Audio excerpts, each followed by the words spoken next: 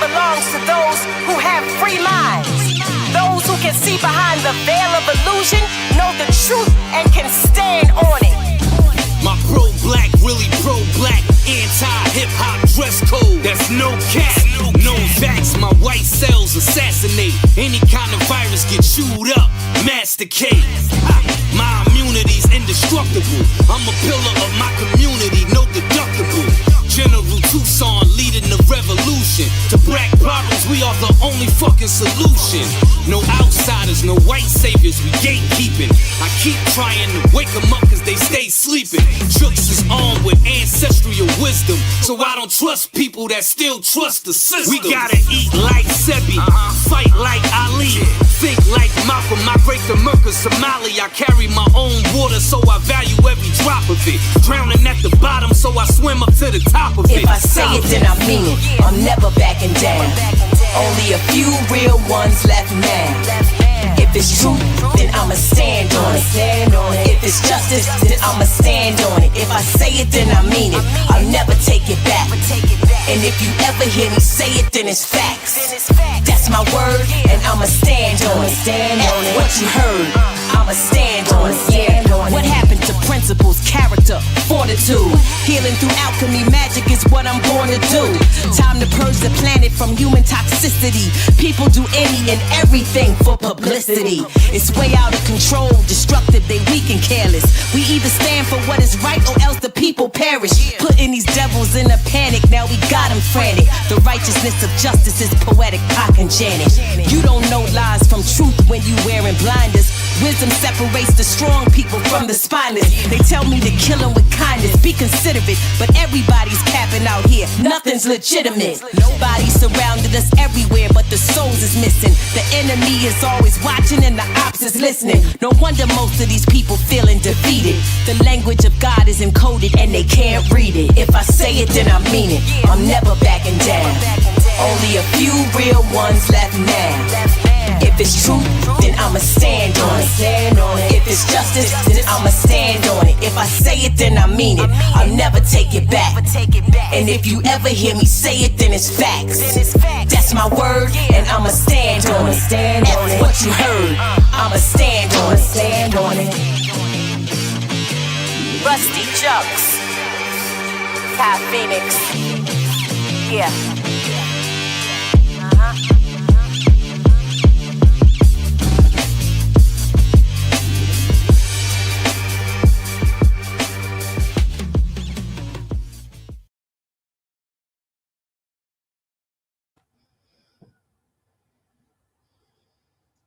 Right, peace and blessings. Welcome to another episode of Do the Nice Radio Flex Finance. It's your host, House Robbie here on another Friday. We made it from one Friday to the next, and we have this amazing series, Self Meet Self podcast, with your hostess with the mostest, Mrs. Chanel Johnson up here in the building. Okay, so tell somebody we on here live.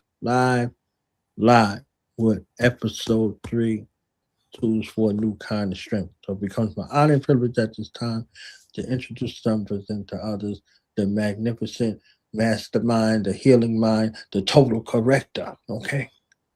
The total corrector is here in the building, the one, the only, Chanel Johnson.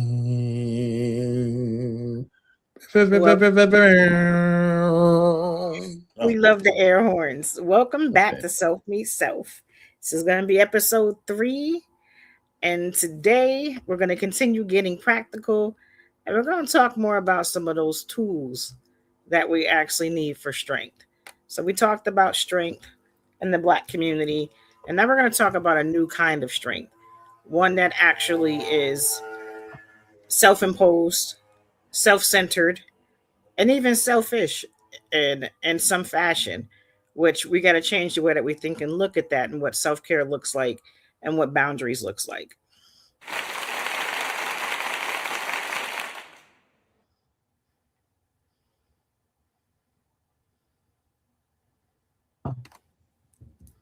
I'm excited for that, okay? Be selfish. Protect yourself at all times. That's what they tell you in the boxing ring, okay? Protect yourself at all times, okay? Guard your grill, knuckle up, put them up. Tell them no. I learned something from a sage, right? This black woman, she said, no is a complete sentence. Period. Let your That's yes it. be yes and your no's be H no. Okay? Heck no. Tech no. No. Well, it's important. Self-preservation is a law of survival, but self-care is what actually keeps us healthy every day, because we should not be living in survival. It's something that we've been doing for years, generationally, and it's why we have the highest rates of high blood pressure and diabetes and liver problems and all these different conditions, because we are constantly in fight or flight. Those are break glass in case of emergencies. Those are not something that we should actually be living every day. That's not a sign of strength. That's a sign of trauma. That's a sign of being overwhelmed and never being at peace. And a lot of the issues with our interactions are because of the self work that we're not doing to come to each other whole. And as a whole person in our true and authentic identities, we are just battling constantly on the go on this hamster wheel. And it's time for us to jump off and do better with ourselves so that we can do better with each other.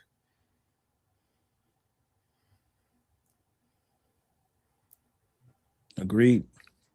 I had to learn that. I had to learn it, in my 40s, I think. I had to learn it in my 40s. Living for everybody else and everything, all of those things, and saying self damaging things like, as long as my family is all right, as long as these people is all right, it doesn't matter what happens to me. And then your wish is my command, right? So all of these situations became something that became uh, great for everybody else and damaging for me. And I'm like, what's happening with me? Oh, remember what you said, fam? So I had to go sit with one of my sages, and she was like, "Who told you that?" And she smacked me upside the head, like, "Hold on, fam, we renegotiating your contract, all right?" It was like, "All right." So yeah, getting it together, and it takes persistent consistency, because if you have these presets for so long, they become default programming. So in times of uncertainty, you regress, you backslide, you know reoffend, right? You reoffend you, because that's the only place in space where you can actually be offended. Somebody external to you is reflecting what's internal. Like, that was offensive to you. You offended yourself, you know, and in turn you offended someone else to point it out to you that that was offensive. So now you become a repeat offender in regards to self. You'll apologize to someone else, but you won't forgive yourself. And that becomes a perpetual cycle of slipping back into that dark place and space. So yeah, it's okay. Self self forgiveness is something that we need to acknowledge. First, we have to understand that we're not doing everything correctly and that we're not okay. And then we got to forgive ourselves for not being okay and not being okay with not being okay. It's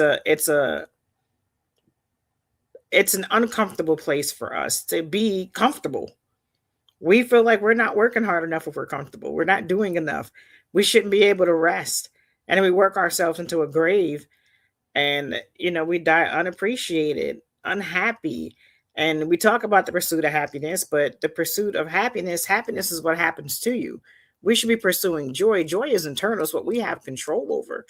And it's like you said, it's not, if I say something to you, it's not really what I said to you that's going to get you upset. It's what you're going to say to yourself about what I said to you, because I don't control your emotions. There's a sense of accountability that we need. We need emotional intelligence. We need so many different parts of understanding, and we need to give ourselves some grace. We can forgive other people, and we harbor what we feel, and we don't let those things out. And all these things are very unhealthy for us mentally, physically, emotionally, and spiritually. Because where you don't speak, you have resentments, and you start to plant that seed of doubt, and all these other things start to grow and fester within you. And then when it all comes to fruition, nobody understands where you're coming from because you never said anything. And then we have this unrealistic expectation of, well, you should have known, figure it out. And it's like, I don't know how to do that if you don't express, you know, how you're feeling, so I can know how to interact with you. We got to be okay with asking questions and not giving suggestions sometimes. Ask someone, hey, all right, I hear you're giving me a lot right now. Do you want me to just listen to you, or would you like me to respond? Because sometimes they're so caught up in emotion that they don't know how to tell you that, or they don't even know that that's what they want until you ask it. And we need to be okay asking those questions. Let me know how to show up for you, so I can know what space I need to be in so that I can help you through this. Little small things like that in communication and interaction is healthy for the both of you. You won't feel dumped on. You know why you're here, and you both can walk away peaceful. Everybody got it out. You've helped someone, and then now we can go to bed. If not, then they're going to get agitated because you might be trying to respond, and they didn't want a response. They just wanted you to listen, but they didn't tell you that. And then now you're upset because you made them upset. And then you're upset because they got upset. And then now you're up all night wondering, well, what just happened? You called me with this, and now we're mad at each other. And it had nothing to do with me. And it's all about that weaving of, and that flow of communication and dialogue, being honest and creating that safe space for someone to speak to you. But I will also say, be a person of integrity, to where if I do tell you that, then you're going to hold that. And that's going to stay between us. So you're not going to weaponize that against me at a later date if you do get upset. So, you also have to be a person that has some ethics, morals, and values and some integrity in order to create that space and hold it to be wholesome. The I word for it, integrity, you said? And then not weaponizing it later on when you It's, upset? Okay. so, Where that social miracle media, juice? Where is that social, miracle juice? So yes, social media has made integrity very difficult, right. and Right. one-sided, because a lot of the times you do see a lot of back and forth, but then there's times where you see one person just going off and the other person's not even responding, not saying anything, but they just don't want to exchange that energy with you. And if we've been friends for 30 years and we have a falling out, we shouldn't be comfortable embarrassing each other. We shouldn't, even if we're not okay right now. If we ever loved each other in a relationship, and that can be any type of relationship, our secrets should go with us. If it wasn't a problem for you while we were friends, it shouldn't be a problem for you after. Don't make a grievance about it now because we're not friends, because now you take away the opportunity for us to ever fix this. And then now we're in this continuous battle. And that's dangerous when you spent 20 years of sharing things with someone, 20, 30 years of all these different experiences. And then now you're thinking that those experiences were one way. And then in anger, you're seeing that they were taken a different way. And it's a lot of damage. And it's the core of our mistrust with each other, is how we actually speak to each other when we're angry, not so much when we're good. That's real. When you see me. When you see me out there, that's what you get right there. Like, I'm upset now, and they might say that that's the real you. That's the real triggered version of you. That's the real protective version of you, whenever that is. And how that socialized is how you seen it done. If you did something wrong and your mother yelled at you yelling at somebody. You understand what I'm saying? Versus if they were calm with you, type of situation, and you might be calm with somebody, but that preset is, that with my children, I let them be children. It wasn't no. After mommy and daddy, if that was first, their first word is no. What you been telling them the whole time? No, no, no, no. Put it down. No, get out of there. No, no, no. So when they tell you no and they mimic your vocal tone, you looking at your child like they done lost their mind. That's what they hear continually. And they hear it in that tone. It's not a loving tone. It's not a kind tone. It's a command authoritative tone. No, no, no, no, no. So they're telling you no. And then they're socializing with other children and they're hearing no. All in there, everybody's repeating what they hear in their house. So it's no, no, no, no, no, no, no, all of that. So you're building up these presets in the minds of children as they develop and they grow. Now they're gonna be second guessing themselves every single time that they want to do something.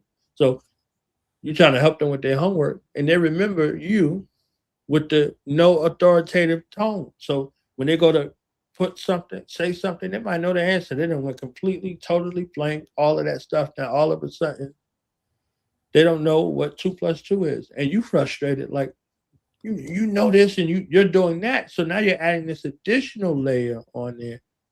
And now you threatening them with physical violence or taking something away from them instead of getting this reassuring effect. Like, all right, look, calm down, take a breath. It's okay. You're not in trouble. I'm here to help you. Let's figure out a way to work through this situation so it's helpful to each other. And that's how the process goes. The student and the teacher produce the teaching together. So they both walk away edified versus I think my child's slow or whatever the case may be. Like, so all of these things in regards to that approach, like what you do in anger. My mother taught the science of iridology and science of healing. She said when you get angry, your immune system shuts down for 6 hours. So that's 6 hours that you're unprotected because you upset. Because you upset. It's not you upset for 6 hours. You just upset. The fact that you're angry, your body responds. All of those trillions of cells in your body respond to that energy. And if you don't think that your children are affected by it adversely, think again. They know when you're not you. They know it. They see the real you. You can't hide it from them. No amount of infallibility complex or authorization can move it out of their mind. So there was a scene in that movie Fences where Denzel Washington is talking to his youngest son, and he said, "I used to tremble every time you called my name." There's a boy talking to his father at that coming of age space, right? And he said, I should tremble every time you call my name. Then he told him, I'm not afraid of you no more. This is what he's telling them in this discourse, right? In this little scene. This scene is everything right there. And by the end of the film, if you looked at the film, the son becomes like the father. Who else is he going to become like? So he has to have a level of compassion to be able to realize that with the next generation, because he's got a little sister who, a woman outside of the marriage, but then the mother took care of this child. So she took care of her, like took care of him. And then she fed him all the right things. So they go back to this song that they singing together that their father knew. You see what I'm saying? So this is a whole uniting situation, but the trauma issue had to be addressed. Mm-hmm. He couldn't be walking around harboring those things anymore. Those memories, all of those things, they had to be replaced with something great. You see what I'm saying? So the daughter, the little sister, becomes something great for the family in that regard. So she doesn't have to carry the burden of the memory that's associated with a husband that she lost and freed the family of those awful memories with new memories, because he was the father that he described. He was the father that he described, Denzel Washington's character. He described his father at the age that he was with the son, and then he described to his older son what he had to do in order to take care of him and how he ended up in prison. So his son was walking around like, man, Pops, I never knew that. So if he didn't communicate it with him, he would have never known that. And he would have been thinking, oh, okay, my father don't think much about me. he didn't have no example. His example was hellified. So he might have been hellified. And if he hadn't been taken out into prison, who knows where he would have been? You see what I'm saying? So when he popped back up around and he reconciles with his son, he's able to be more open with his son, this son, but then he's closed off with his other son because he doesn't want his son to be like him. But he doesn't know how to communicate that to him. He doesn't know how to do that. Like he has a goal, and he's there, and he's telling him, "You better make sure people are doing right by you versus liking you." Situation, and he's looking at his father like, "I'm reaching out to you." So now he's harboring resentment in that regard, and the little boy knows all the secrets. He know where all the bodies is buried. You understand what I'm saying? So your children know all of your stuff, so you can't hide nothing from them. And he's telling them the truth. And in that same kind of way, he's his father and his son. So he's his father, but he doesn't harm his son the way his father harmed him. Physically, he physically harmed him. He whooped him within an inch of his life almost. But he doesn't visit that on the, like he has a threat. You know what I'm saying? Like he gets to that point and he stops himself, thankfully. So we know that this doesn't visit onto him, but that same anger and resentment that's there, the same way he has that directly. So they work through that type of situation, and we have to be able to work through those situations and issues in regards to that so we can establish trust. Because if there's trauma, there can't be any trust. If there's distrust, mistrust, if there's harboring resentment and ill will, they can't establish. Like you were saying, we can't fix it. We can't reconcile. We can't get past this point right here. This is why they say in divorce, irreconcilable differences. What are those differences? Right? Something that we're carrying. And if we don't fix it within self, we're going to carry it into our next relationship, and continue the cycle. Yes, it takes, it's a different take on strength.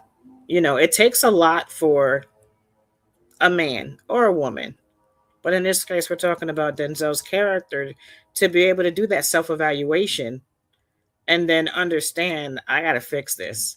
And the best way for me to fix this is to talk about it.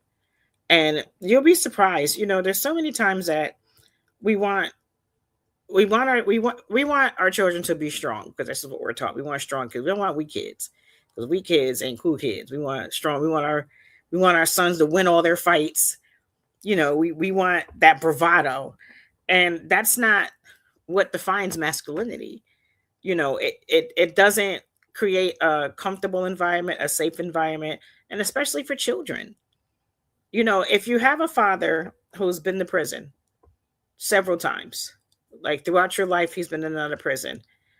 If your father sees you doing some of the things that he did, and he doesn't tell you, you might not want to do that. You see where I'm at, but it has to go more. He has to give more. I've been in prison all these times because I've been doing the things that you've been doing.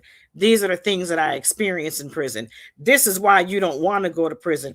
These are the opportunities that you have that I may not have had or that I gave up. And it's that acknowledgement part that a lot of people have a problem with when it comes to their children. These are the things that I went to. This is why I did what I did. It's more of, you don't want to say to a child, nah, don't tell who did that. You don't want to be no snitch. I'm not trying to be in the streets, Dad. Like, she took my crayon and hit me. I hit her back.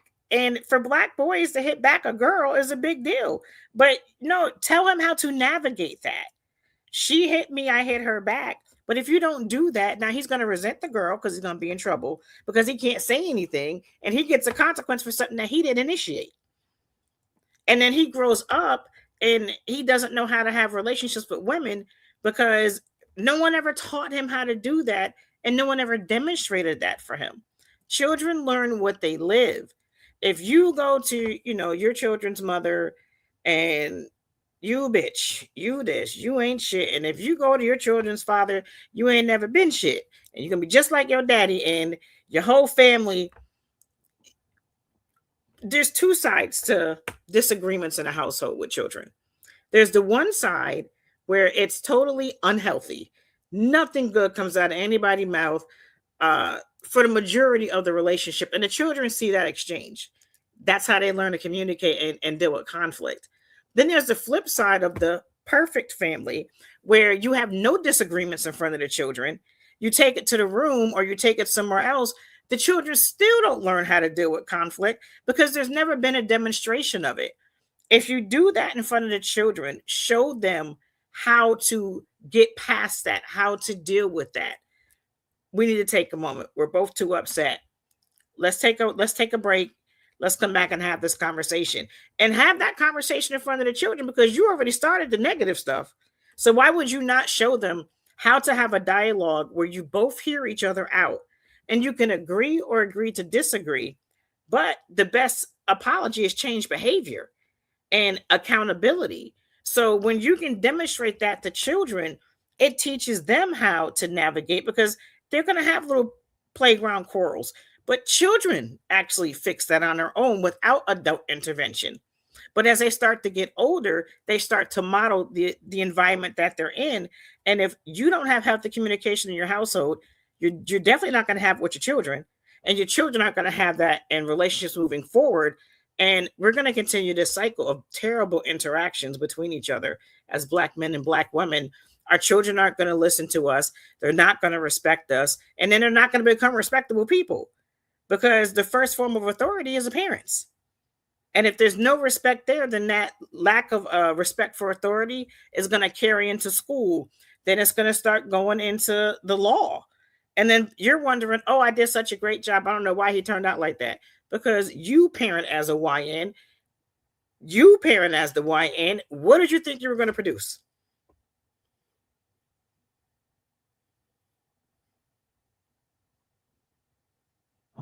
A young Nazi, okay? A young Nazi, right? The Nazi relationship with Black people is very violent, mentally, emotionally, and physically. Yeah. If you want a bunch of young Nazis running around, keep popularizing it. Keep it in rotation. So they're like but they ain't talking about like life. They used to represent life. The divine masculine and feminine coming together to represent life, but they're not talking about life. So we got Nazis running around, and everybody thinks that that's cool until they start committing hate crimes. So self-perpetual hate crimes. They saw it, modeling behavior. They saw you, and they thought that was socially acceptable, and you created a socially acceptable environment that they're susceptible of, and not speaking to the false expectations appearing real. So they think, okay, this is how a man handles his problems, violently, right? Violently. So these become these approaches. So all of them things say, oh, I got beat. I got hit with this corporal punishment. I turned out all right. Ain't nothing wrong with me. And everything's wrong with you. And everything's wrong with that statement. So perpetually, you're preparing these children for corporal punishment. And then you're trying to figure out how they ended up in prison. You put them in segregation population, right? They put me in dark rooms and all kinds of stuff. You understand what I'm saying? So you in solitary confinement, all of it, and then surprised when you end up in that place. So if you want some strength and some resilience, right? I'm telling you, that push-up position, that 70% of your body you got to hold up, and you doing all of this. All right, now why are we here? What happened? Let's talk about this. Let's talk through this. Let's get this together. So you understand, okay, we're in the space of analyzing so we can make better decisions. You're going to be making decisions for the rest of your life. If I'm your guide for this appointed time and we can't talk through and resolve the conflict in the head, in the heart, then I'm going to be coming to visit you. I'll either visit you, in the cemetery or visit you behind bars. So one way or the other, that perpetual cycle in regards to this act or inept sort of space for proclivity for violence. Violence begets violence. It's true. So whether it visits you or it visits your children or your grandchildren or your great grandchildren, somebody's going to be there when they find out who you are and who you're related to. That memory, that stain is there. So that becomes one of those situations. And a beautiful point you brought up was the children resolving on their own. That's a beautiful point. And then, the adults can't. You know what I'm saying? You're supposed to resolve the conflict. Oh, you're supposed to share. You tell them all that, and you ain't sharing nothing. You ain't resolving no conflict. They're watching you. We got to do as I say, not as I do, sort of parenting style that is destroying generations before they're even able to rise up. So if you want to build these young Nazi soldiers that run around that commit these hate crimes, keep on perpetuating it through your words and through your actions.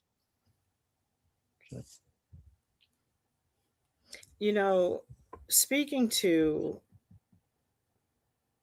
the identity of children, we complain about the school system. We know what they are. We know what they do. But we get upset when the teacher says, well, what's going on at home? There are indicators and behaviors that will make a teacher say, what's going on at home? Because, little Trey been really wilding out in class lately. And it's because, with that inability to communicate and to be able to process emotions, it's very difficult for a child to do that. Children have big emotions all the time. Everything is 911. But when you don't explain to them how to navigate them, when you don't give them the room to breathe, the room to process, let them walk away. So many things that we were taught as a be seen, not heard children are so detrimental to mental health. It was speak right now, think right now, do right now. We weren't raised to be leaders. That's not strength.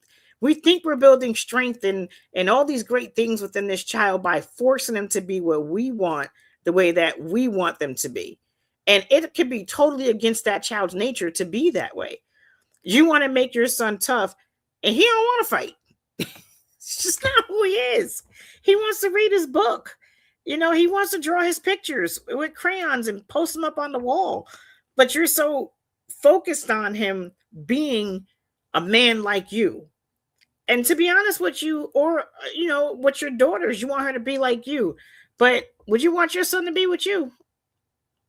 Would you want your daughter to be with you? Because you know how you are. And 9 times out of 10, you really wouldn't. You maybe some of your characteristics or attributes, but not you as a person, because you know how you interact with men and women. And I had a conversation yesterday with a brother, and we were in a group, and we were discussing passions and missions, life missions. And we were all sharing our missions. And the brother had just came home from prison. And we ended up getting into it because his mindset was people don't want nothing for themselves. They just out here doing things and they don't want nothing. They just don't want to get themselves together. It's too much information out here and they don't want nothing. And I said, well, I would just be mindful, of condemning people that are not where you are, because you've been on both sides of that. So you can't come out of that a couple of months ago and then look back at everybody that's in there. When you all walked in there together, you're here now, and that's amazing, and I'm very proud of that. But don't be so hard and give a little grace to those that are coming behind you. And nah, everything, the world's too soft and it's too feminine, and I'm an alpha male and I'm a lion and I'm the head of the family, and everything's just too sad. They're just trying to weaken everything. And it's like, whoa, I didn't combat him on his ideology because I heard what he said, but then I also heard what he meant. This is a man that has come out of a system that has told him what to do, told him when to bathe, when to eat, when he can use the bathroom, when he can get sun on his skin. And he's also, had some issues within other groups where they didn't want him there.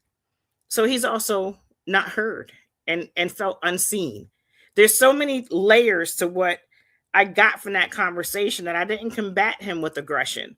I talked to him and I said to him, your viewpoint is still important because I can hear the passion in what you want to do because you want to go in front of people, but you want to know why everybody always dismisses you. They don't want to hear what you have to say. And I said, well, it's your delivery. If you come with everything that's wrong and nothing that's right or a solution, or if you're not willing to share your experience, then you're going to fall on deaf ears. You're going to lose the opportunity to teach. And he says to me, nah, I made my mind. I got myself together. I said, okay, before you went to prison, what could anyone have told you to change what you were doing? Nobody couldn't tell me nothing. I said, okay, that's it right there. Everybody's good. Everybody's living their testimony and they have their journeys, but we will never as a people come together and show true strength if we're going to identify it with roughness, with no compassion, with no grace, and with no understanding of an experience that you went through. We got to stop getting to the other side and then looking down at everybody that's coming up behind us when we should be going back and giving them the way. It's up to them to choose the way. By no means are you responsible for that. But that mindset, sometimes that will deter somebody from wanting to do better just because they don't want to be like you. I don't want to get there and act like him. Or, what was it for you that changed? Well, I wanted to do something different. Then tell somebody what that looks like. Tell somebody what that looks like for you to have come from prison for all the years and all the horrific things that you did. It also shows me that you're unhealed from the things that you did because you want to stand on what you are today, but you want to erase what you were. And I don't think that we should consistently hold everybody to their past, but you're just coming out of that. Don't go back and do that to someone else. And he said to me, well, nobody can make me feel unseen and unheard. I said, I wasn't speaking to that because you are not worthy of being seen and heard. I'm speaking to the experience you had in the other groups that put you out. He had no more fight. Thank you for clarifying that. I understand what you mean now. And it's like, I kind of feel like had I had that conversation one-on-one, it might have been different than the group. But the ego and the need to be stronger than me in that conversation actually turned us around on a hamster wheel when just from the beginning, I just wanted to let you know to just be mindful of how you speak to people. If this is what you want to do in life and you want to stand before people, if every time you go before somebody and they shut you down, they don't want you around, why is everybody always wants to argue with me? I said, it's your delivery. Simple. Your ego won't let you take what I said to you and go reflect on that. You are the common denominator in all these circles that you enter that don't want you in them. And it would take a lot of strength for him to say, maybe I should take a look at that. Maybe there's something to that. Maybe I should, think about how what I say makes someone else feel or how that will make me feel if somebody said it to me.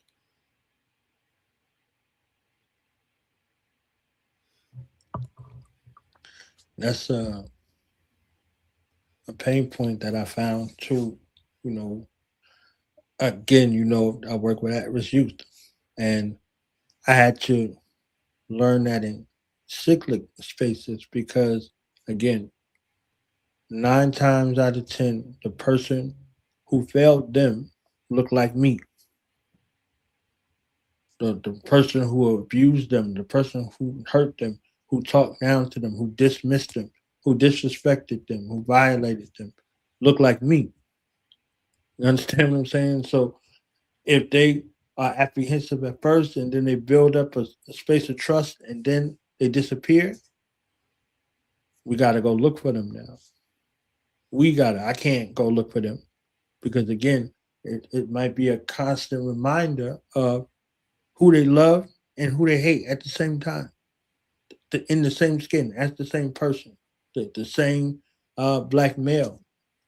So if they didn't see black men in a positive light, they ain't gonna see me in no positive light.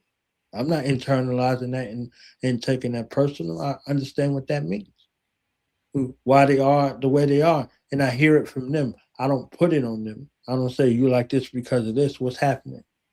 All right, well, let's talk over here. Some people is comfortable talking in the setting, and most people ain't.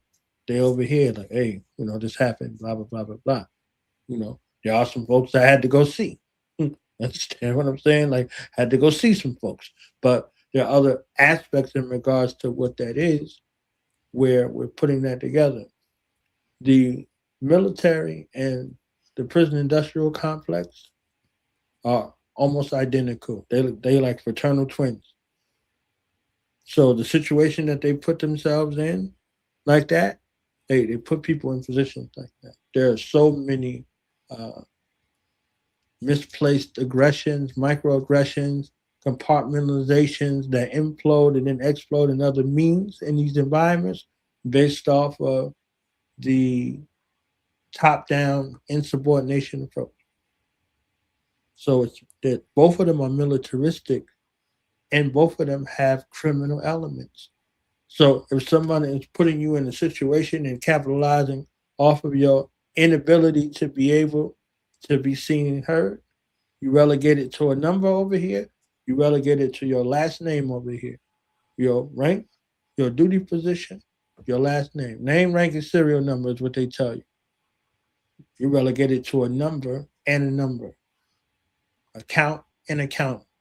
That's a whole psycho spiritual mind job that if you aren't preparing people to be able to navigate those places, they're not going to make it there. They're not going to make it there. And these are environments that um, are supposed to be presented as correcting spaces at that, right? These are supposed to be a rehabilitation environments. Like, you go in the military, you're supposed to come out with some discipline and some skills and blah, blah, blah, right? You go to prison, if you offended, you're supposed to not reoffend. You're supposed to be able to come back and be a productive member of society. This is why they're supposed to have segmented you away from society to work through them issues for you to be able to come back. That's what they said was the original goal for it. But recidivism, right, and institutionalization, they happen in both places. So you got people that's afraid to leave out of the military now because it's a controlled environment. You got predictability. You know what you're doing, right? Same way with prison. You get institutionalized and you get out of prison and you never get out of prison. You get out of the military in a lot of cases and you never get out of the military. Oh, don't add a significant emotional event like war or seeing something happen to somebody in prison. The screams and the harrowing experiences and all of that stuff that you get vicarious trauma through versus direct action type of situation over here too. So these worlds are fraternal twin spaces that they both expect you to come out of as if nothing happened. And a whole lot of things happening. You had to become people in these environments that are extraordinary. You're an ordinary person that had to become something extraordinary in an environment in order to survive. You have to become someone else or a lower aspect of yourself in order to survive in these environments. And now when these environments are gone, you're not being properly reintegrated into society for however long you've been reintegrated into your family dynamic, all of those things. So, yeah, that guy that you were talking to sounds like somebody leaving the military or somebody in the military. Exactly the same talking point. And in his mind, he made it up like it's his own. You understand? Like, so he's saying it to you like you never heard it before. Like it's a brand new thing. I did it. They could do it. I pulled myself up by my own bootstraps. They could do it too. I don't feel sorry for none of it. I've been in those places. That's the crux of the discussion. That's it. My family came over here as poor immigrants, and they could do this, and why you can't do it? Now we're dealing with segments of the population with the same sort of group think mindset in regards to it. And you had enough wherewithal to be able to guide him through what he's saying, for him to look at what he's saying metacognitively. Think about what you're thinking about. What are you thinking about? Where did that come from? All right. So with this, approach right here. But most of the people don't have that. They don't have it. They don't have it coming home from prison. They don't have it making a transition out of the military. There's nobody there to be an advocate for them. There's nobody there in these environments, in these transition programs that are there to meet them in a way that you're meeting them. So oftentimes they come home, they reoffend over here, they harm themselves or somebody else over here. So nobody's there to be a through line to be able to see them and hear them in the language that they understand. Get a couple people talking about prison. You'll see who's been in prison, who ain't been in prison. You understand what I'm saying? That they have their own subset of culture. You get a bunch of vets together, you hear all of them war stories, like you hear them prison stories. They're all similar. They come from the same place. They recruit for prison like they recruit for the military, one way or another. So, yeah, to be able to sit down with a black man who have never been heard his whole life, to give him an opportunity to be heard, something. There's the same child in a grown person's body. Same child, same confused child, afraid child, using terms like alpha male and I'm a lion and head of my household and all of that fear, right? All of that unresolved fear where you're approaching this situation. And if I sat next to you and I said to you, do you know how alpha male becomes an alpha male? Do you know how a beta male becomes a beta male? Had these discussions, right? You hear these terms and you popularize them and you think like, you know what mentor meant in Greece? You know what it meant to be a mentor? So this terminology that you just hear, you're like, yeah, I think I'm like that. I think I should be head of the household and blah, blah, blah, blah, blah. And you start getting into these archetypes and you start not really analyzing the ability of egalitarianism. If everybody does what they do and everybody gives due regard to what they are provided, we're dealing in the space of equality versus dictatorship. I'm the head and what I say go and my way or the highway. Take your behind to the highway. You ain't supposed to be with nobody else. You be by yourself. You can be the head of yourself. But if you're looking in a family dynamic and a family structure that works together, that you want it to be optimal and productive, everybody is supposed to have an equal sort of space in regards to how the family moves and what guidelines we follow. Otherwise, you're gonna have trouble.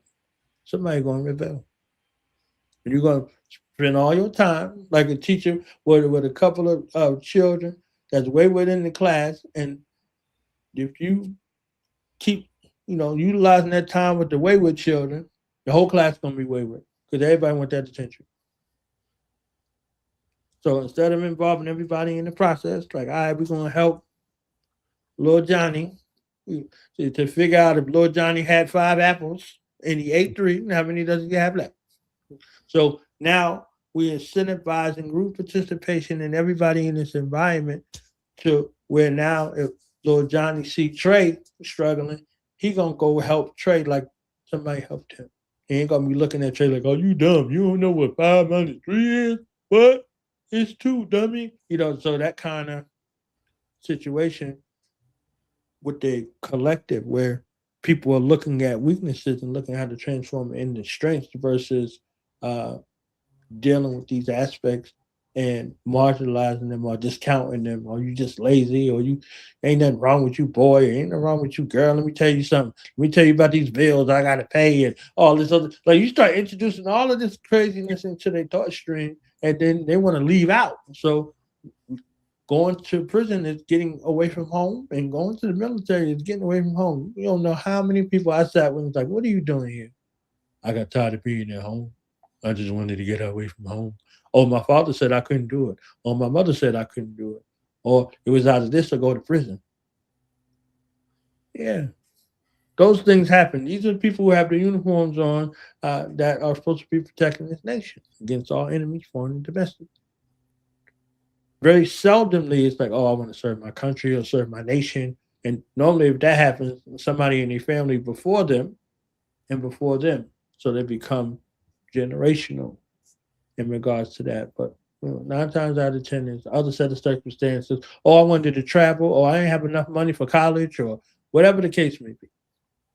So a lot of these things happen. And any one of those things that were over here could be reasons why they in prison over there. So again, that fraternal situation in regards to the twin energy. Yeah, and I will say, working with men um, that are coming home upon release, a lot of them have disclosed that they've gone in fine, and then the environment activates their mental illness, and they end up with a diagnosis or a condition, but they can't take the medicine because they need to be in that mindset while they're in there. So they, the whole time that they're in there for years, they're not getting treatment because it's unsafe. I can't be calm. My reflexes can't be slowed down. I can't have processing before. I need to have that quick killer instinct in order to survive this environment. And then they come home and they're shell shocked. This world is different. So it's like twice as hard now because I've survived this without it. But now I'm in another arena and I'm still trying to learn this. And I think I did okay. I don't need it. And it just causes a really bad effect on their ability to grow and move forward in life because they're struggling with this new thing, which is a diagnosis that never actually got to be treated. We won't even talk about mental health in the prison system. You're going to take this pill or not. There is no talk therapy. There is no type of modalities for you when you go into that situation. And I understood his frustration. I didn't take it personal. It really wasn't with me. It was just in some way he felt challenged because he's just not used to not being challenged. And it was interesting because when the authority figures came back in, he briefly touched on the conversation, but made it much lighter and changed so much of the wording. I was like, wow. So he still knows how to act in front of people, and left to his own vices, he still needs a lot of help channeling that energy because he's about to waste a lot of time trying to do a lot of things that he's doing if he doesn't change his mindset. And, again, that comes from that I'm strong because I went through. I'm strong because I did this too. And it's never about you as a person. It's always about things that were done or things that will be done or can be done or went through. And again, that does not define masculinity. That's not what you should be going by. That's what you think is strength is actually weakness because you succumb to your emotions. You succumb to your lack of impulse control. You succumb to not being able to think. You succumb to your lack of emotional intelligence. Where's the strength in that? The aggression that we have toward each other, that's not strength. Pulling a trigger is not strong. That's wrong. And it means that you have not processed your thoughts because you shot somebody for what? A Facebook post, Instagram, TikTok. He said something that I didn't like. He didn't like my shoes, or he tried to talk to my girl. All things where there's a lot of men in prison that say 1 second changed the rest of my life. 1 second made me a felon because I didn't think in that moment. And because I didn't think, because had I had thought, I would never have done what I did. But because I reacted on emotion and not intelligence, I ended up in prison for 5 years, 10 years, 20 years, all because of bad decision making. And taking that time, that moment to really think, because when you think, you're going to start thinking about the consequences. Now, if you're in danger, listen, survive. I get that part. But in everyday interactions, that aggression, that vitriol, it's not necessary. The strongest thing you can do is to remove yourself from it so that you don't end up with a consequence that you won't be able to fix that will affect the rest of your life. Strength is preserving relationships, preserving love, preserving respect, not battling everything and making everything a combat. That constant state of anger, and like your mom said, if your immune system shuts down for 6 hours, I'm literally thinking of people that are always angry and they're always sick. There's always some type of ailment going on. So, that's something to actually be mindful of, is how these feelings and emotions affect your body, but also how they can impact your life.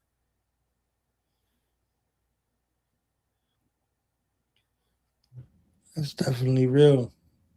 And like a complete shutdown. Now, what are you susceptible to on a whole nother level, right?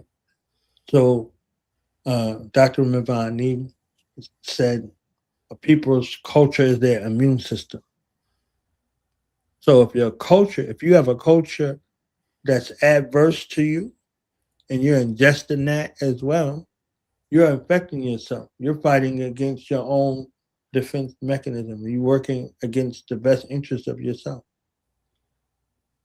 Epigenetically, physically, emotionally, long term, you're putting things into practice. So if you have a healthy inclination towards weaponizing information that people share with you intimately or personally or vulnerably, would you like it in reverse? Would you like someone to do that? I know liars, that don't like being lied to. I know thieves that don't like to get robbed. You understand what I'm saying? And I know people who've taken lives. They always on guard, thinking somebody out to get them. So you're okay with it, right? My mother used to say, "What's good for the goose is good for the gander," right? So that used to be what it is. What you reap, you gonna sow. So if you okay with that, again, the question is, are you good for that to happen to somebody you love or you care about? Your children, your grandchildren, your great grandchildren. You're putting them in this position with this way of thinking or not thinking. You understand what I'm saying? Like this perpetual cycle of continued situations where this is what you're pushing, this is what you're promoting, this is what you're talking about, and this is what's coming off your being. And it ain't really you. This false bravado, this false, what you think is masculine. The female lions be doing the hunting, fam. You understand what I'm saying? Like, if you a lion, you like, I'm a lion. You out here doing that. Like, you dealing with that mentality. Like, that the hunger may drive that lion to go do what it got to do. Otherwise, the lion is chilling. The lion is in the cut. So if you only are moved to do something out of desperation or necessity, that's a mind state. That's a mind state that you're passing on. You know, Dr. Neil deGrasse Tyson was talking about uh, genius people or intelligent people. They that level when they procrastinate, they have the mind space to be able to do it, right? So they don't look at it as procrastination. They've been thinking about it the entire time. They're not waiting until the last minute. They execute it flawlessly in that time frame because they've been thinking about it the entire time versus somebody know that they have to do it and try not to think about it and they wait till the last minute. Now they in a trauma based response to it. Oh, I got to get done by 11:59. You didn't have all week. And it got to be turned in by 11:59 or whatever time zone you in. You got to get it in. Blah blah blah blah blah blah. And you're not doing your best work. You're not doing your best work. You're not presenting your best work. It's not your best offering. It's not something commensurate yourself. Versus if you formulate it and put it together in that regard. So, the last minute type of situation, you know, DMX said bad decisions lead to last decisions, fast collisions. Now you is missing. You understand what I'm saying? So it's like that whole thing right there. People in a rush. This is where the accidents happen. This is where the collisions happen. This is where the car crashes. This is where you forget something at home because you're in a rush. You're in a rush. You're rushing yourself. You're not really in a rush, but you're rushing yourself. And when you feel rushed, this is where the mistakes happen. This is where the missteps happen. All of that. So you rushing everybody out of the house and all that, and you don't get there when you're supposed to get there because something protectively prevents you from getting there. But you in a rush to get there. You gotta get there, and your frontal cortex, you're not really thinking about everything. You're just thinking about getting there. And I promise you, if you slip and fell on your tailbone or twisted your ankle, you ain't going nowhere. You ain't going nowhere. You understand what I'm saying? Like you could be rushing and that car don't start. You ain't going nowhere. So all of it's not a sense of urgency. You're operating off of the other aspects of yourself, false expectation appearing real. And this is what you're teaching everybody that's around you. You're teaching them this scarcity kind of desperation sort of mind state. And they're like, oh, that's what you supposed. This is what adulting is, or this is, how you handle conflict. Back to that, it's a conflict with you, and a conflict with time. So, so time only matters when you have to do something. It don't matter what time it is when you ain't. If you sitting around, you ain't doing nothing. It don't matter what time it is. But like that lion, when it's time to eat, he waited until the last possible minute, and now he on the hunt. Now he most ferocious and he the most dangerous. That's not what I think about when I think about a king. If you have to be in a position to be able to provide for somebody or someone other than yourself, you should have provisions already. You should already had mapped out provisions. So you're not rushing in that last hour to try to get it done. If you already like, oh, all right, I'm already sizing up the situation and I'm waiting for the right moment to strike, that's a different thing. Versus you just out here hoping something happen or it pan out or work out the way it goes. Because if you crashed up on the side of the road, it don't matter where you was going. It's not important no more. So we should be mindful in these regards, taking on these personages and animisms in regards to mentality. Oh, I'm a beast. Really? Really? Yeah. And so these personages that we're taking on, they become labeling not only for ourselves, but for people around us in that regard. And if you have younger people or people young in mind, they gravitate to those things, especially if they see you in the sphere of their influence or someone they striving to be like. Yeah, and it takes a lot of strength to see yourself. I can look at you and I can pick you apart.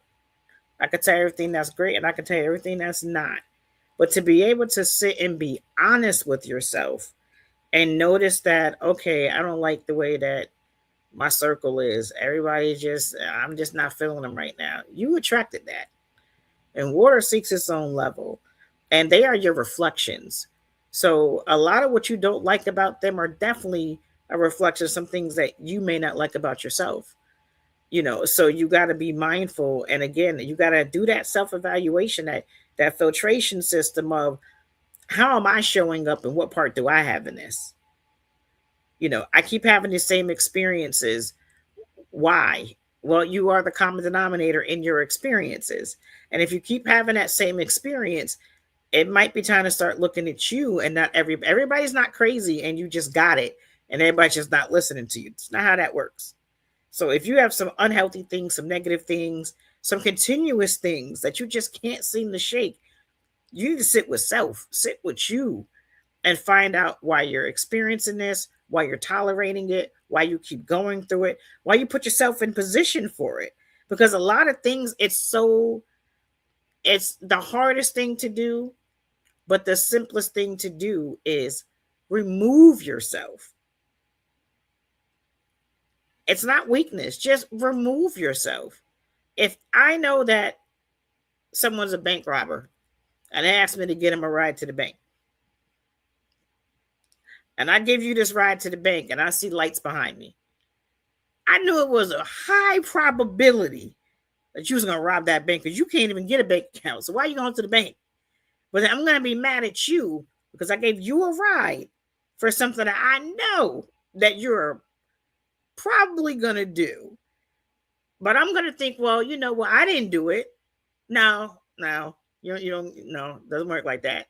Like, you need to look at yourself. There's a lot of people that are in a lot of situations that are not great for their life based upon just not being strong enough to say no. That beautiful sentence, no. And I'm not exempt.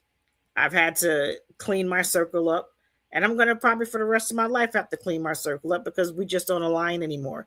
And it doesn't mean that I don't love you. It doesn't mean that I don't want the best for you. It just means that right now where I'm trying to go, we can't go together. Maybe that might change. Maybe it won't.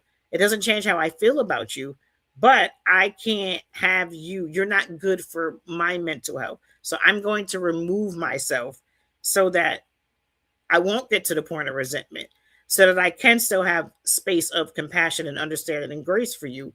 It just can't be an interaction like it used to be. And that can be family, friends. It can be intimate relationships. It doesn't matter. When it's no longer good, the strength is in removing yourself from it.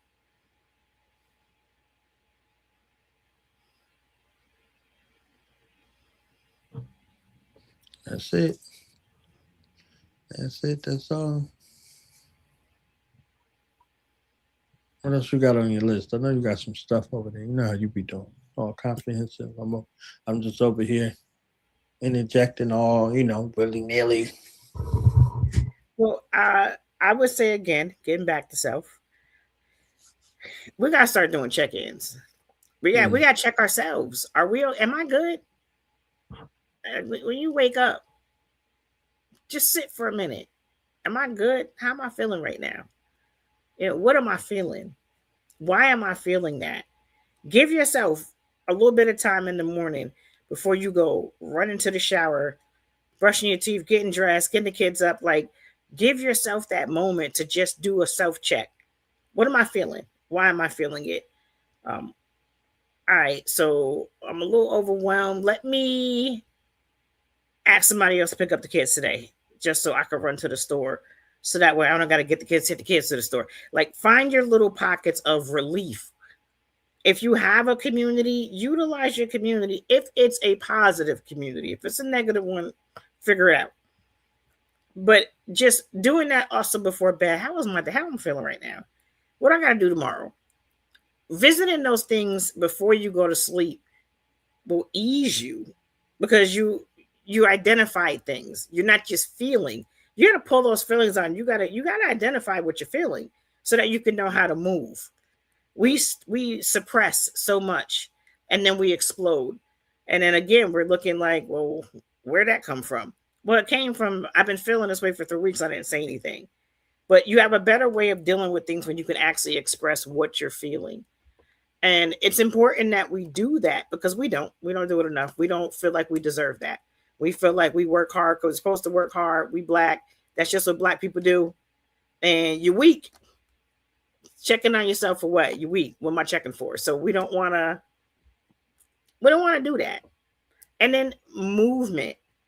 When you feel yourself just overly frustrated, you feel overwhelmed, you just got too much, throw your music on. You got to clean your house. You don't feel like it. That Saturday morning when mom or auntie, grandma turned that music on, you knew it was cleanup time. Couple of albums, you're done. You sometimes we need a distraction, even though we're in motion, to kind of carry us through what we're feeling so that we can get out of that. And sometimes that sound, just the rhythms, you can listen to music, some jazz, no voices, just to ground yourself to be able to be in the moment and just kind of just take a break from, just escape. We have so much that we go through, so much going on every day. We got to find our pockets of release, and music is something that we like to do. And when you mop in, do a little two-step with it. Just shake it off a little bit. Just take a moment, let your brain rest. And then journaling. If you're a writer, everybody's not a journaler. Everybody doesn't like to write their thoughts out. But sometimes if you're a person that's not verbally expressive, writing might be something that you think that you're not good at, that you might be amazing at. It might be easier for you to write out what you feel instead of actually saying it. Sometimes people have an issue even hearing things, even from themselves. So, after you have that conversation with that wise counsel in your head, put it on some paper and then revisit it so you can see and take, okay, this is where I was last year, last summer. But wow, look how far I've came today. If we don't have those conversations, and if we don't have those tests, those litmus tests to look at, we don't know how far we came. And us as a community, we don't give ourselves enough credit for doing so much. We think everything is basic and regular. Oh, that's what we're supposed to do. Now, the fact that you did that on some days with all the things that you're going through, that is amazing that you were able to do that. And you deserve to be acknowledged for that. We have got to get out of this mind frame that that's weak, that, we shouldn't be doing that's entitlement. Nah, it's acknowledgement. And we should be able to give that to ourselves. And prayer, whatever your spiritual belief is, prayer, chant, whatever, whoever you speak to in the universe, change, the standard of how you go to your source. Make that intentional, instead of the God, thank you for everything that you did in my life. And your life is a shit show right now. You need to go to God and your source and say that, not saying you got to curse at God, but be honest. I am emotionally broken right now. I don't know where I'm going to get my next rent payment from. I am angry. I am confused. And I need you to help me figure this out. Give me the strength and the insight and the wisdom to make this situation better, because where I am right now, I'm not feeling it and I need your help. Be honest. Say it to your source as if you were saying it to someone that you were really close to. Because those nonchalant, thank you for everything, you always been great in my life, you got to be honest in your prayer and say what you need. There is a contract with you and God. If God is to meet your needs, you got to tell God what the need is. Yes, I know that God is all seeing and all knowing. But if you're going to go, give it all to him. If you're going to give it to God, give it up. All the emotion, all the feelings, so that you don't take that out on somebody else. And you don't dump that on somebody else. And you don't harm somebody else with what you're feeling. So if you have that, then utilize that appropriately if that's your way. If you are into ATRs, you go to your ancestors, you go to your Orishas, you go to your Loas, you go to whoever you go to, and you tell it to them raw. Look, I got this going on and I'm not understanding where this is coming from, or I need this rectified, or this is where I feel like this is coming from. When you ask for guidance, we do need to understand we can't be in survival mode, because we got to be still enough to get that response. If we are too busy being angry, too busy being all over the place, can't sit still, how are you going to hear your source talking to you? You got to be still to get that wisdom, still to get that knowledge. Otherwise, other forces will come in and it will give us something that we think came from source, and it didn't, because we weren't still enough to be able to filter through that because of the level of emotion that we're actually at right now. We got to clear that path in order to allow that spirituality aspect to come in. Spirituality comes in stillness. I'm not saying there ain't a time for war. There is. But in your everyday, and if you're really trying to be the best version of yourself, you got to give yourself that grace to sit still enough 60 minutes in the morning, at night, whenever it is, in a 24-hour period. You got to give yourself and you got to give your source that bonding time. Otherwise, you're gonna have to start having doubts in that too. Like you're gonna feel like no matter where you go, you're never really just good. And it's not that it's not showing up for you, you ain't showing up for it. And then, we that work hard. We hear so much. If you work hard, you can get what you need. You got to work hard. You got to work harder. And we got to rest, not sleep. We have to learn to just rest, like just chill, intentionally, just being still, intentionally, and it can be, it doesn't necessarily have to be still. It can be no electronics, go for a walk. It can be just sit in silence in a dark room just for a few minutes, just to clear your head. We got to find those pockets of downtime. Not sleep. Sleep is something totally different. Just rest your body. When you come home, sit down for 5 minutes. Tell the kids, you got to give me 5 minutes. In the morning before you wake them up, just sit at the edge of your bed. Let your feet dangle for a little bit. You don't got to jump up so fast. Like, give your body a little preparation before you just go bursting into the day and then crashing into the night. What part of your day have you truly internalized and experienced if it's always been on the go and there was never a point of actualization of, okay, this is what happened. This is what I did. This is what I completed. Now I can rest. So it's a important thing. It's not laziness. It's not laziness. Now, continuously, if that's all you want to do, that's different. But if you had a full day, it is okay for you to take, I don't care if it's an hour, as much as you can, a moment to just relax. Come out of survival mode so much so that you can actually enjoy life. We're not living, we're just existing. And we got to change that aspect of how we are as a community. And again, I'm going to always drill boundaries. No, I'm not doing it. I don't want to do it. I don't need to tell you why I don't want to do it or I'm not doing it. No, find another route. And again, that complete sentence. We have to create those boundaries because as long as we're strong, people are going to always feel like we can take on more. And they're going to be more than glad to give us more and let us run with as much more as they feel like that we're willing to take on. And until we take a stand and show strength and self-respect for ourselves, we're just going to keep having that resentment. And then that feeling goes into something else. And we got to get off that hamster wheel. And it has to be with not just focusing, but just noticing, acknowledging, and caring and giving yourself some grace to be.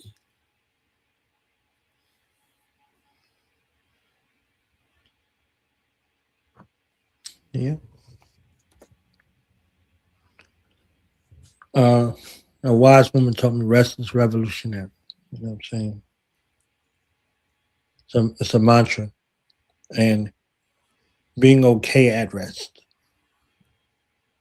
You're not criminalizing yourself or feeling bad because you said no to somebody. Let that no be that, right? And you have to take what my mother called God time, right? God time. In the Islamic tradition, the Muslim prays 5 times a day.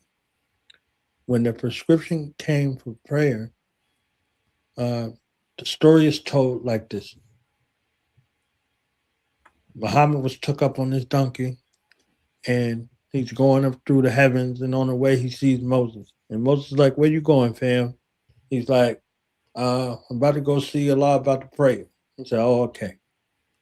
So he goes up, and the commandment was 100 times a day.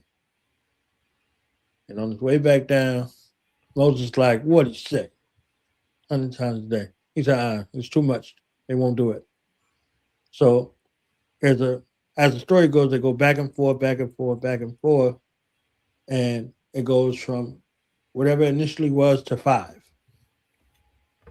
And Moses said, it's too much. They ain't going to do it. Now,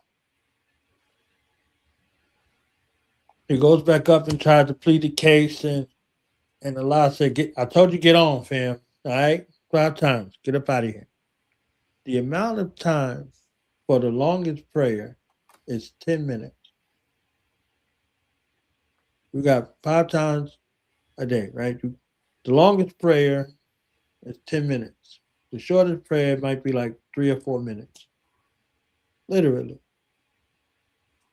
But whether these personages are real, the people are real. They can't take this time out. They thinking that this is too much for them to do, like 5 times. And who praying all that time? You have to have quiet time where you are in source. You have to have time. So in that time, that's the time that's allotted at from the earliest times of the day to the most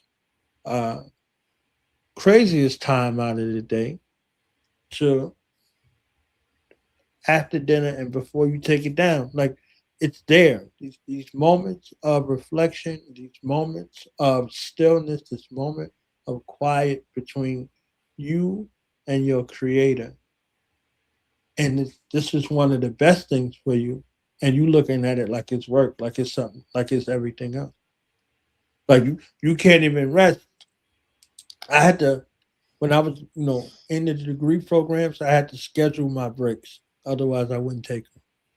I had to put them on my calendar, right? And when I was dialoguing with people, if it's not on your calendar, I'm not taking you serious, right? So it can't be a priority for you, right? One of the things I learned from Chanel, I'm gonna give her props right now, right here. Okay, if it ain't on your calendar, I don't believe you. It can't be a priority for you. So it's like, all right, well, I remember everything. Ain't no need for me to write it down. And blah, blah. Let me tell you something. You said that and you forgot 17 things. And if you forgot them, then I guess you were supposed to forget them. But if you want to remember them, these little devices we be walking around with, you set the alarm, you schedule it. Now you're doing it with intention. You're doing it with your whole being, right? So the Muslim knows when to pray, but guess what? Somebody still calls them to pray. Somebody still calls them, whether they can hear them where they are or not. Somebody calls them. Somebody calls them from around the world. And at that time, everybody, anywhere, wherever they hearken to that. They go to that. You understand what I'm saying? So in that space of the time, this is how necessary it becomes. This is why you get a 10-minute break or a 5-minute break at work or whatever. You get 30 minutes. You can't continuously work something. You can't even work a machine 24/7. It's going to break down. It's going to be glitches in that way. So when you take your rest, you have to take your rest. In Germany, overseas, they have a 2-hour break, 2 or 3 hours or something like that. Whatever it is, between this time to 5 o'clock, ain't nothing moving. Ain't nothing moving. The restaurants, you thought you was getting some food, fam? Nah, we don't open back up till 5 o'clock. They don't care how much money you got. They don't care how hungry you are. You better go someplace else that can accommodate that. You see what I'm saying? So the survivability of the people is more important when you got that 0 to negative birth rate. So they're not inundating you with all of this kind of craziness. If it's not sound structurally, they're not putting it. If this business is going to be detrimental to the people in the long run, they're not opening the business.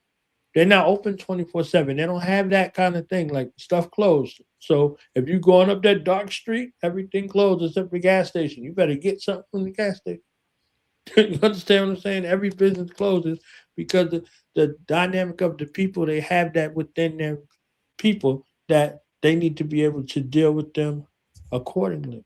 So the society is based around the people and not the profit. It's people over profit. And because they take so much from their check free tax, the environment has to reflect that So you got to be able to go to the doctor and go to school and not worry about how you're going to pay a doctor bill or a school bill. So that 52% tax is reflected in the roads. It's reflected in the social aspects of the life. It's reflected in the education system. If a woman is pregnant, they pay her a certain amount of money automatically. Automatically. And if she worked, they pay her most of her check all the way. And then they give her like a 2-year break where they pay her a percentage of the money so she could bond with her child. Like, think of that society, right? For as much as they want to say whatever they wanted to say about that environment, this is how they treat their citizens, their people over there. So they regard their people in that kind of way because every life is precious, right? Their life, all their lives matter over there. You understand what I'm saying? So it's like, all right, somebody, they still write letters, right? Type letters and put them in the mail and send them to people. They still handwrite letters. You understand what I'm saying? So they still live in that society in the midst of everything that's going on. It's still there. And look at their economy. You see what I'm saying? Look at what an American dollar is worth over there. It's still reflected, right? So all of these aspects in that regard, where they take due regard for their people. Now translate back that to yourself. We good to everybody, and we become very awful to ourselves. If we don't take this time for self, we don't take this time to recharge, this time to reflect, this time for meditation, you're not going to be good for anybody else. Just like that machine is going to break down. Your body is going to take its time whether you want it to or not. So if you ain't getting no rest and you driving this automobile and your body like, it's a wrap for me, you're gonna fall asleep behind the wheel, fam. You understand what I'm saying? Like the body is going to take its time. You're gonna blink, and that blink, you'll be asleep until you open your eyes back up. Hopefully, it's not detrimental to you. So, being mindful, as one of my Queen Mothers teach, your body has rights over you. So, if you're not taking that time, your body's going to take it. If you're not taking time for your mind to reset, it's going to take it. Your spirit is going to take it. Your family is going to take it. Something is going to happen for you to slow your behind down, right? If you remember that movie Crash, uh, what's her name? Sandra Bullock. She fell down the stairs, and the maid that she was so awful to helped her up. She was like, I don't even realize that I'm like this all the time, and blah blah blah blah blah, right? So she's so used to being in a modality that fall from grace knocked her down a few pegs, and she realized humanity. You see what I'm saying? She realized humanity, and everybody had to meet with it on some sort of level. So that space not only repairs you, it repairs everything around you and how you're able to see things. So you might have been upset. You might have been, ready to go do something. And you then sat still and took 7 breaths. All of a sudden, you got a different sort of mind. Right. So, that time is necessary. It's revolutionary. Okay.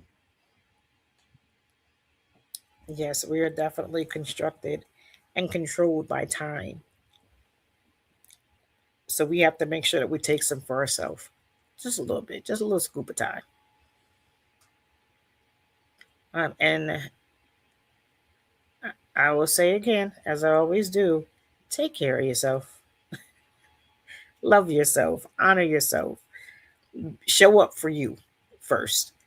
Because when you do that, it's so much more that you can do for everyone else. But if you're not right, it's not going to work. It'll work for a little while. And then everything that you're fighting for, everything that you're trying to lead, everything that you're trying to keep together won't be able to function without you.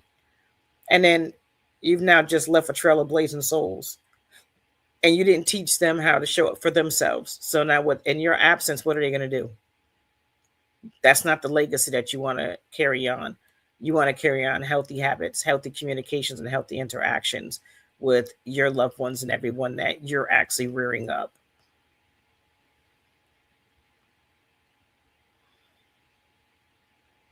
Most definitely.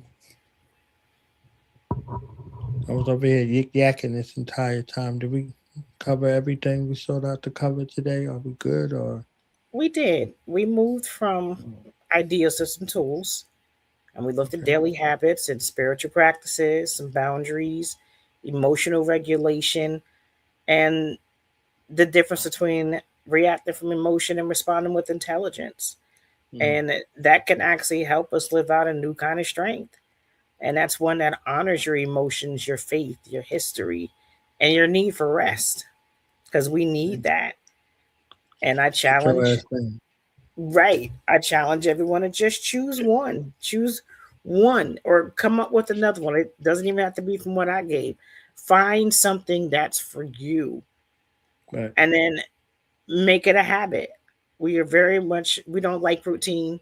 We got to learn to love routine. Routine helps us get things done, helps us meet goals. And notice how your body feels when you use it. Mm-hmm. Like when you choose your one thing, how does it make your body and your spirit feel? And if it's not great, there's plenty more things that you can try, but you got to get that moment. And share this episode with someone that you love. And ask them which tool they would use.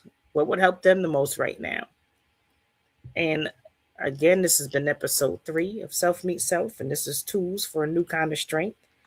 Next week, episode 4, we'll be talking about We Heal in Community, building circles of support.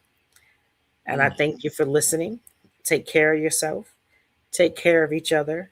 And remember, your strength is allowed to be soft, honest, wise, and supported.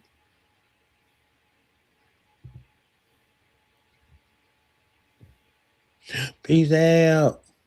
It's the Mark of Booty. Shit. Nah. Love the royal priesthood. Mark of Buddha. Sekou the madman. Killer priest.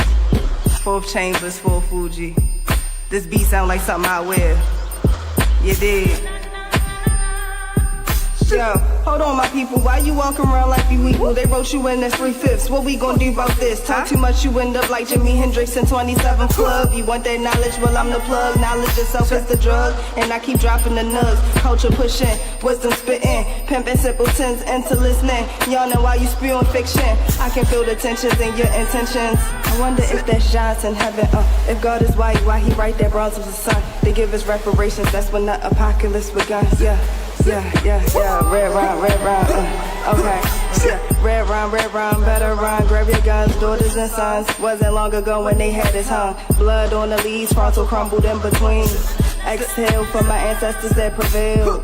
We inhale, so we inhale, dodging death every day. Just happy I'm here to tell the tale. Meanwhile, y'all with the pigs and them tattletales. I'ma just be a scientist if it all fails. Mixing chemicals like a cocktail. My tree smell like it's from the tropical. So not for sale, never settle. Follow the tears on the trail. Nah.